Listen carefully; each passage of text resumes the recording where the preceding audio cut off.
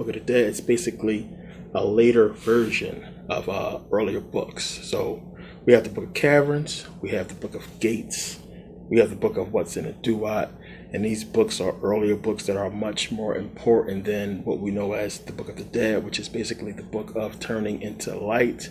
And there's a lot we got to get into and touch on these books to really get and understand what they wanted us to know about the afterlife. So this is what we're going to be getting into. It's a lot to get into, so let's begin.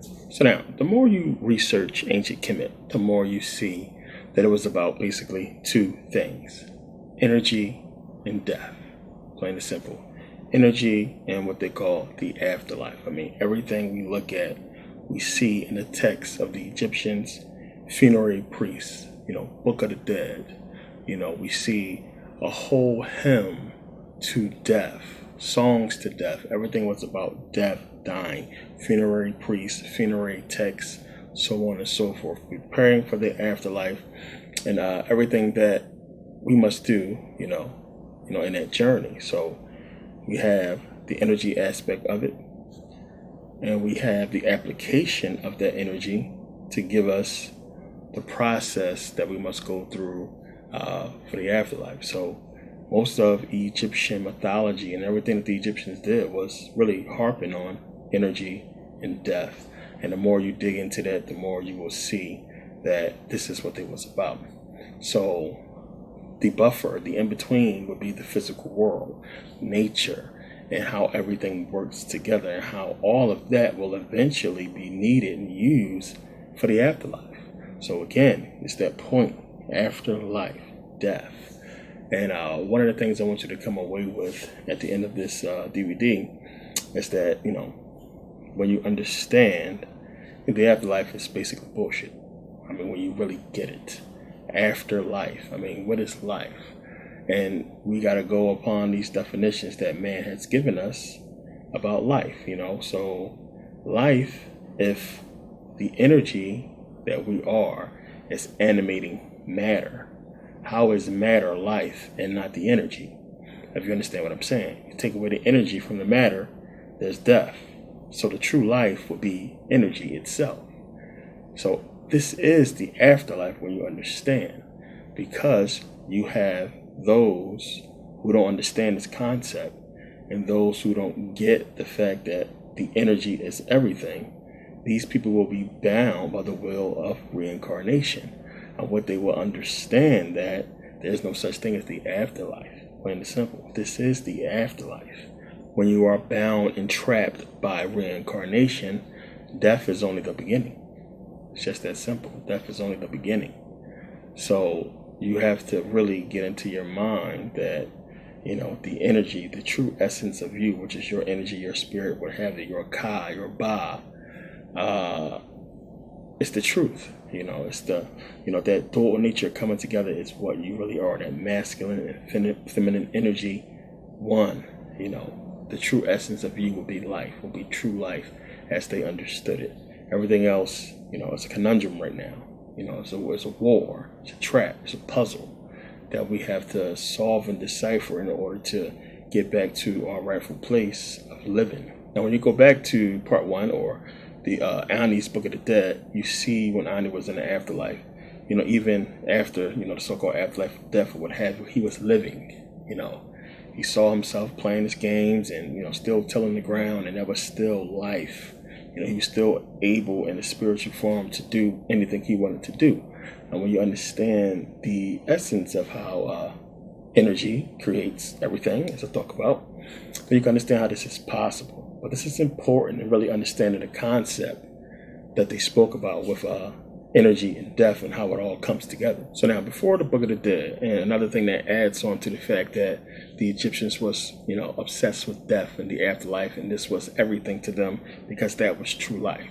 Before the Book of the Dead, you had many other books basically giving you instructions on, the afterlife. So we had the Book of Caverns, the Book of Gates. You had, also the Book of Day and Night. You had the Book of What's in the Duat, and many other books. So what these books are And what you got to understand is when you start to research and look up these books, you have to not look at them as books. First of all, one, they didn't have the name. Those names were given by Greeks. The Greeks gave them those names. None of these books had a a title or what have you. But it was clear what they were, plain and simple. And it's one of the things that they just don't talk about when it comes to ancient Kemet. You always hear about the Book of the Dead and everything else, but they never really get into all the books and where you can find them and what it all means. So when you go, Temple of Seti I, you have the Temple of Ramses IV, Ramses VI, where you have these reliefs, where you have all of these books. Basically, you can find them in papyrus, and you can find them on the walls in all these temples, and also in the Valley of the Kings, where all of this stuff basically comes together. And the problem is, a lot of people, when they research the book, they look at it book by book, and they'll understand that all of this is supposed to be put together as one big, understanding, and it'll make more sense in a second. But you got to be aware, and that's one of the reasons why I'm doing this video. It's because there has been, so many questions. People who are getting more advanced in information are starting to come across this knowledge, and they're getting confused and lost by what they put out there to deceive you. So a lot of this stuff is going to fall in line with the Bible, and that's the way they wanted to do, just to kind of confuse you. So a lot of people, when they see the Book of Caverns, they always relate the Book of Caverns to hell, and you'll see that a lot. We'll get into it. But, these books existed before the Book of the Dead, and we will later get the Book of the Dead, which will basically be sort of the combination of all these books, or a new explanation of the afterlife, according to that dynasty. So it's a lot to look into. So now getting into these books, first, of course, they had these books, and this is where we get a lot of the Bible stories from, as you can look and see, by getting into the Adam and Eve story in Genesis. So you have, as I talked about before, he being gender neutral. When it's talking about male and female created, he, them, and he blessed them. Notice how they're wording it, giving you that dual nature. As I talked about before in Saturn and Satan, he, gender neutral, and he is basically talking about the masculine and feminine energy being created in Genesis. This is why you have a creation of male and female before Adam and Eve. Yet we are told that Adam and Eve was the first, man and woman. So again, you go to Genesis 1, who was male and female being created if Adam and Eve is the first people? That is really important that people grasp that, because that's what they're trying to give you. They're trying to give you the dual creation of our masculine and feminine energy in the beginning. That's why Genesis is the beginning of it all. This is what it's trying to say. Your original nature, before flesh, masculine and feminine, plain and simple. So that's what Genesis is giving us. Now, of course, the ancient Egyptians believed in the dual energies, represented by the eye. Another thing they don't tell people, represented by the eye, plain and simple. So you had the right eye being masculine energy, representing the sun. You had the left eye being female, feminine energy, represented by the moon. And the culmination of the two would be the third eye, the eye of Ra, the eye of Providence, or whatever you want to call it. The one eye, the unity of the masculine and feminine energy. And you have to understand it. So I talked about this in many videos. And every bit of information that I talked about, I got from these concepts from ancient Kemet, because this is what they harped on, and they understood the energies. Now, it's hard for people to accept and understand that we're talking about a world that is basically being ruled by masculine and feminine energy. Plain and simple. Not united. Two separate energies that are being forced to be separate and not unite, which is the cause of the chaos on the planet. Plain and simple. Now, when you look in ancient Kemet at all the deities, as I talked about before, you have the dual nature of all these gods. Masculine and feminine natures. That's for a reason that they do this. They try to give you that understanding. Masculine and feminine. All of these energies without union. So you always see that, there's a consort that's a male or female. Same thing when you go into the Vedics, or you go into a lot of the other ancient civilizations, mythologies, you see this dual nature, like with Shiva, half man, half woman, Brahma, what have you, Vishnu. A lot of these gods you'll pick up on. Even when you go into the Nagas, the dual nature of the half serpent, half man, there's meaning to that, as we'll get into. But it's giving you that dualistic nature of male and female energies. Now, even in ancient Greece, in Greek mythology, you had Hermes, who basically was the god of everything masculine. He was the god of athletes, the god of sports, the god of trade and everything like that. Everything that was masculine, Hermes basically represented. And, just the opposite, you had Aphrodite, who was the goddess of love and everything that was feminine. And together they had the baby, Hermaphroditus.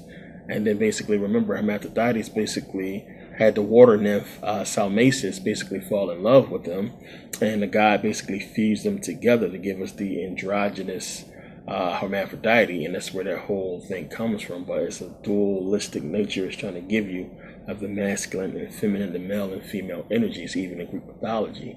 So we see it everywhere in the ancient world. As I said again, in India, in Asia, you have all these dualistic male and female energies that we see that's important to understand. The same thing again with Baphomet, the half male, half female. Baphomet, when you understand what it's getting into, the masculine and feminine energies. And again, you have Greek mythology that gives Saturn. Same thing you have with Baphomet, representing Saturn, representing this energy. So it's just something that you have to understand exists, that was talked about, that is everything. And it's hard for people to get and grasp that it's wrapped up with us, everything that we do.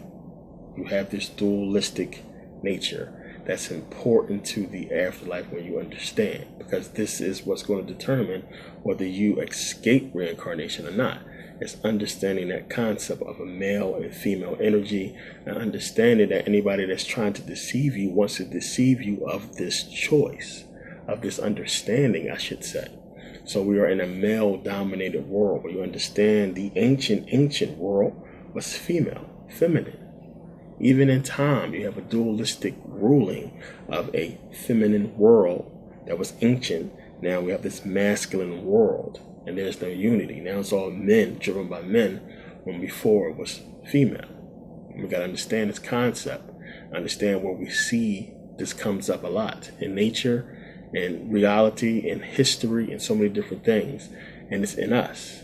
And it's deep when you really grasp what they're trying to convey to us. It's going to make a lot of sense. So we understand the concept. We could talk about yin and yang, masculine and feminine energy. We see this stuff everywhere. It's important, as I said, and it's the key to understanding what the Egyptians wanted to convey to us regarding the afterlife. So as I said, you have these books, the Book of Caverns, you have the Book of Gates, the Book of What's in the Duat, the Book of Day, the Book of Night. It's so many different things that they talk about, and you'll hear a lot about mummies and pyramids and everything like that, but they are not talking about the temples and what's on the wall and what this stuff is saying, and the fact that there are books. I mean, we're talking about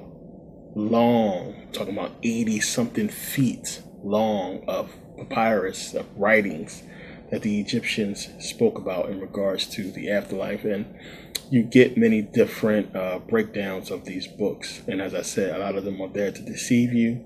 And when you begin to understand about energy and about how that could be understood to try to convey it to you in regards to the dream world, it's going to make a lot more sense, or the afterlife. So we have this information out there, and it's really compelling to say the least, because it's basically everything, and I can't stress that enough. It's everything. Like if you understood what this is, I mean, we're talking about forget everything you know.